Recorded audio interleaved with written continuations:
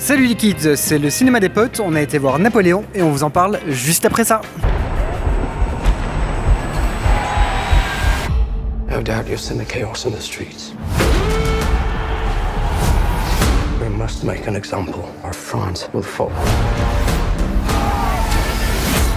What would you do if this assignment of defense was transferred to you?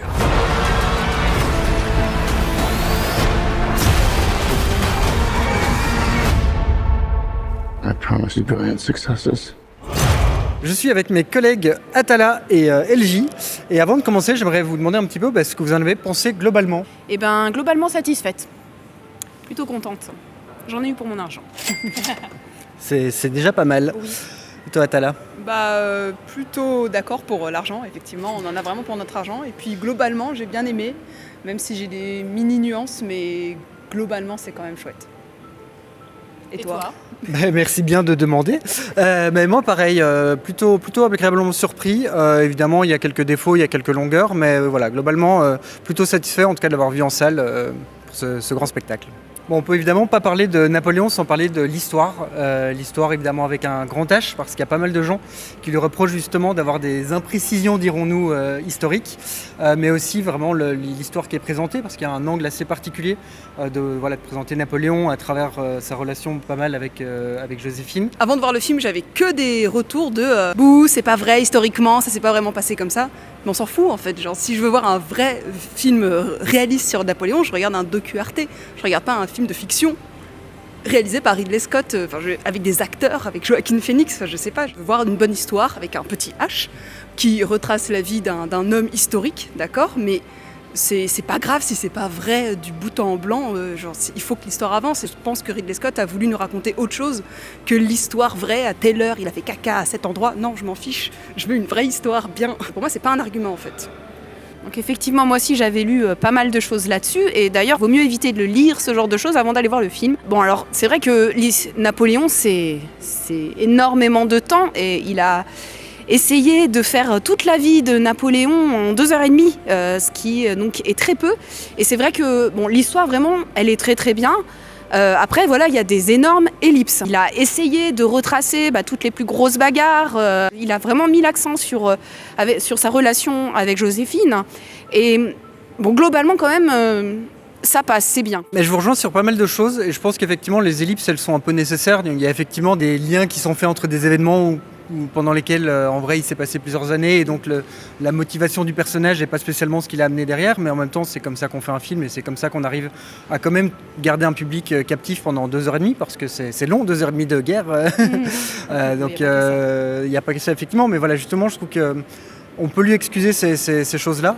Après, moi, ce que j'ai trouvé particulier, après, c'est un parti pris encore une fois, c'est qu'il y a vraiment une présentation de Napoléon un peu comme vraiment purement, pas un enfant gâté, mais vraiment un gamin un peu boudeur, et si on lui casse ses jouets, il n'est pas content et il va casser les jouets des autres.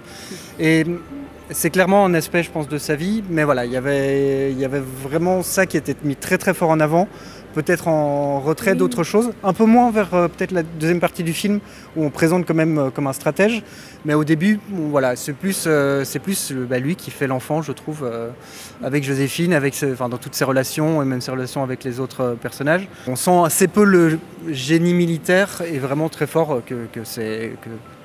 qu'il n'arrive pas à entendre un nom et que... Moi, je voudrais dire, par rapport justement au caractère de Napoléon, moi j'ai eu l'impression aussi qu'il a essayé de montrer quelqu'un d'assez sensible, en fait. Il est fragile un peu. Enfin, moi j'ai eu l'impression parfois que c'était un personnage un peu fragile et pas si fort, voilà, enfin, que l'empereur qu'on pourrait croire, en fait. Pas si méchant que ça, en fait. Moi, j'ai trouvé quand même qu'à certains moments, il y avait des emphases sur des périodes où je pense qu'on pouvait aller un peu plus vite, et d'autres trucs où si tu connais pas l'histoire de Napoléon, globalement, il va en Russie, il fait froid et après il est banni. J'aurais bien aimé que certaines périodes soient un peu plus amples pour justement prendre le temps de voir ce qui s'est passé, et c'est des moments quand même assez cruciaux, peut-être plus que d'autres. Moi je trouve ça bien, parce qu'il aurait fait une série sinon, où il aurait fait un truc...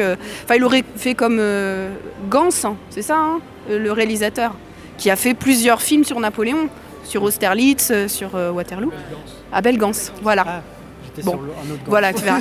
Il aurait fait, voilà. Là, il avait vraiment envie de voir un peu l'ensemble. Et moi, je trouve ça bien. Ouais. Et c'est vrai que moi je trouve qu'un aspect qui fonctionne assez bien, c'est qu'il y a effectivement 2 films, mais que les 2 se répondent assez bien. C'est pas oh non, encore l'histoire de Joséphine, et oh non, encore une bataille. Je trouve que les 2 se marient assez bien. Ouais, c'est vrai. Difficile de parler du film sans parler des acteurs principaux. Évidemment, Joaquin Phoenix, qui comme toujours vole un peu la caméra, mais aussi Vanessa Kirby, qui a un rôle forcément de Joséphine ultra important. Qu'est-ce que tu as pensé justement des personnages et des acteurs qui les incarnaient ? Alors j'ai beaucoup aimé la performance de Joaquin Phoenix. Je pense qu'il correspond bien au personnage. Alors, il est peut-être un petit peu trop grand pour le personnage, mais bon, sinon c'est pas grave. Vanessa Kirby, elle est magnifique. Enfin, je ne sais pas si Joséphine était aussi belle, mais c'est une très belle fille. Je la connaissais pas avant ce film-là. Je ne sais pas si elle avait déjà tourné dans d'autres films. Si. Mission Impossible. Oui, tout à fait, Mission Impossible, Je effectivement. regarde pas l'émission Impossible. Désolée. On Voilà. vous conseille l'excellente vidéo du cinéma des potes, d'ailleurs. Ouais, d'accord. Oui, Joaquin Phoenix, ça lui va bien ce rôle parce que c'est encore moi je trouve que c'est un rôle un peu introverti, c'est-à-dire un peu renfermé sur lui-même, qui parle presque à demi-mot, quoi. Je trouve que ça lui vient parfaitement ce genre de rôle, donc il est très bon. Vanessa Kirby aussi. Après, franchement, en fait, pour moi, il y a vraiment que 2 personnages principaux. Ah oui, alors Joaquin Phoenix, j'ai trouvé qu'il était impérial. Bravo, merci. Je l'ai trouvé excellent dans ce film. Et même, je vais dire un truc qui fâche. Ça faisait longtemps que j'avais pas trouvé Joaquin Phoenix aussi incroyable. Je sais pas, je trouve qu'il est... je l'adore, attention. Hein. Mais je l'ai toujours trouvé super, bien. Et là, genre, il explose tout. C'est Napoléon, genre, vraiment. Et j'étais vraiment... subjugué à chaque fois qu'il était à l'écran par son jeu, par sa subtilité. Il est du coup tout le temps. Ouais. Et alors Vanessa Kirby. C'est marrant parce que je l'ai reconnue parce qu'elle joue dans Pieces of a Woman. C'est un film qui est sorti sur Netflix. Et j'ai capté qu'à la toute fin qu'elle joue aussi dans Mission Impossible. Parce que comme je la trouve pas bien dans Mission Impossible et bien dans Pieces of a Woman et que je la trouve bien dans Napoléon, j'ai rassemblé la bonne actrice en une. Et effectivement, je suis d'accord avec toi, les autres personnages autour, c'est un peu... ils sont pas hyper marquants. C'est vrai que Tahar Rahim s'en sort très très bien, mais bon, on le voit pas tant que ça. Et sinon, les autres sont pas aussi marquants que ces 2 personnages qui tiennent vraiment le film, quoi. J'ai bien aimé de voir Joaquin Phoenix dans un rôle un peu plus effectivement introverti, parce que du coup après Beau is Afraid, Joker, c'est des rôles où il s'amuse bien, mais c'est hyper gros guignolesque dans tous les sens et tout ça, et c'est des rôles que j'aime bien aussi. Mais là du coup c'est intéressant de le voir dans un truc vraiment beaucoup plus intérieur, et effectivement il y a plein de subtilités dans son jeu, et c'est assez chouette. Comme quand même un personnage assez détestable, et pourtant... il y a une vraie empathie qui se crée mine de rien, et on sent qu'ils ont eu besoin un peu de rajouter à la fin. Oui, quand même, il a tué plein de gens, hein, oubliez pas, il y a plein de morts. Parce qu'effectivement, il est un tel magnétisme que tu rentres en empathie un peu avec lui, quoi. Même avec Joséphine, en fait, moi, des fois, je l'ai trouvé un peu brutal. Hein. Il n'était pas si... voilà, quoi. Un peu brutal, voilà. Ouais, non, clairement, il est horrible, ne faites pas ça chez vous.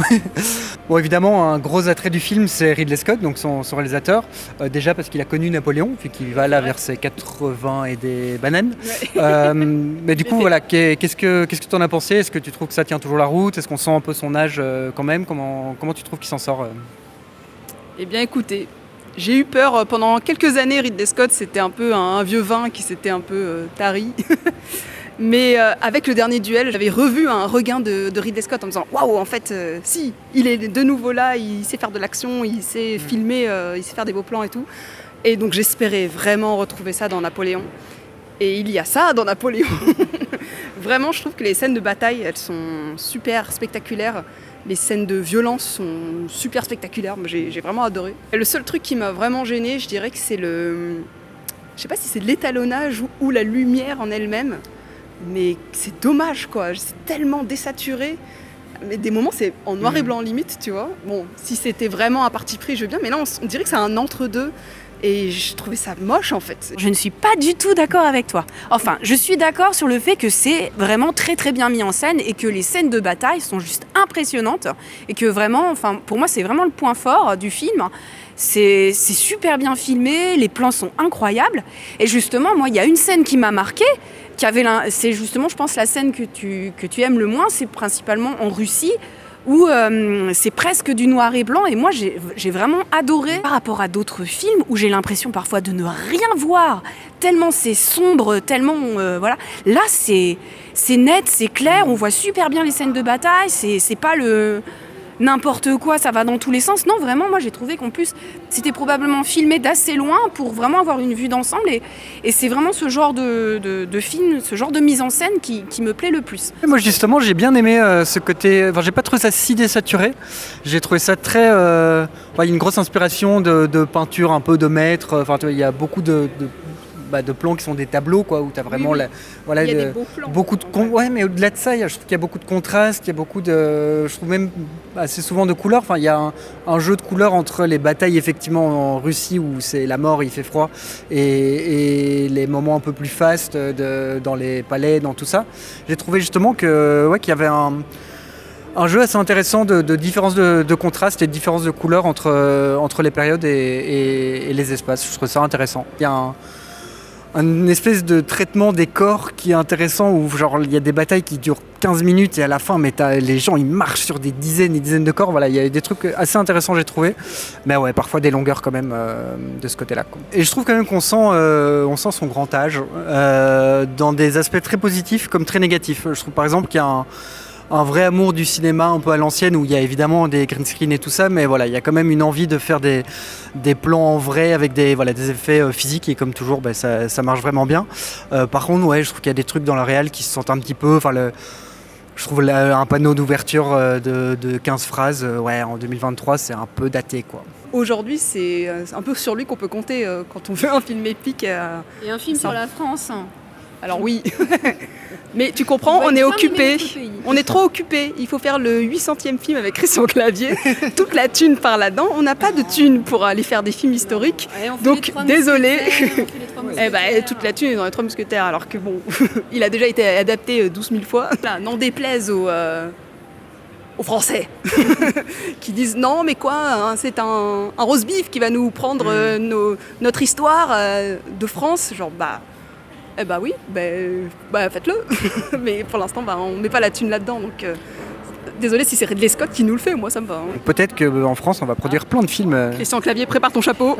Petit bémol que j'ai pour le film, en fait, c'est qu'il a utilisé des musiques en fait extra connues et des musiques d'autres films en fait qui sont super connues, comme une musique qui est dans Orgueil et Préjugés. Et moi, ça m'a un peu perturbée en fait. J'aurais bien aimé que ça soit vraiment que de la musique originale et pas ces musiques déjà utilisées plein de fois. C'est pas si connu, il faut connaître le film déjà de base. Ouais.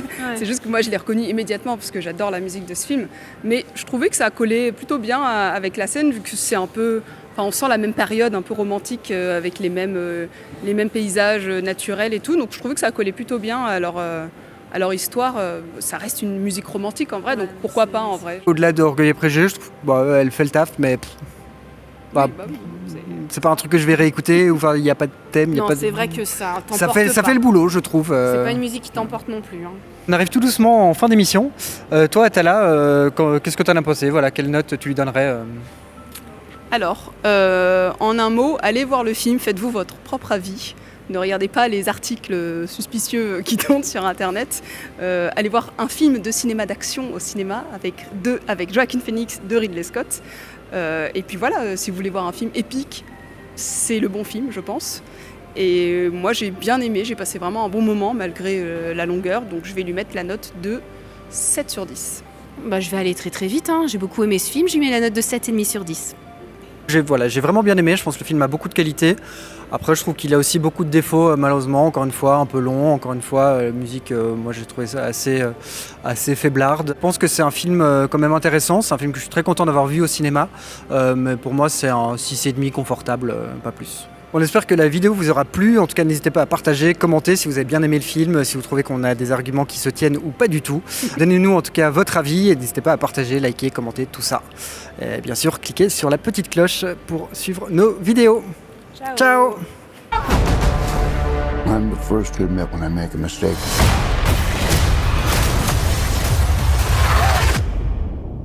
I simply never do.